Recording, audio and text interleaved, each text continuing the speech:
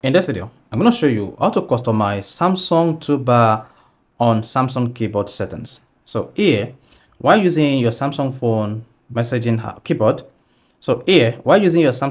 keyboard, you have options to configure all these toolbar. Here, you can also hide them or remove them completely from the keyboard. So here, I'm going to show you how you can easily customize this and set only what you want to use on the toolbar as toolbar. So if I don't know this video, you found this video helpful and informative, please don't forget to like and subscribe. All you just need to do is open the messaging app on your Samsung phone like this. Then tap text me as if you want to text. Then once you click on that, click on these three dots. You should see expansion here. Then go ahead and click on this plus icon.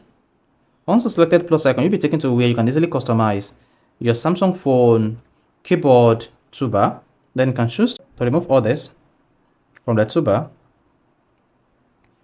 So when you remove all these, they'll be added to available buttons. You see that? Then remove again one hand. Then remove this again and remove this again. So once you're done removing them, click on the done button.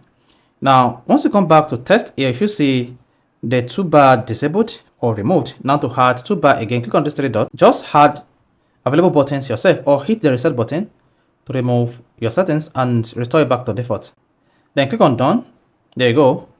Then come back here. You should see the toolbar settings come up here again. So this is how you can easily customize toolbar settings on Samsung Galaxy phone keyboard. If this is helpful and informative, please don't forget to like and subscribe.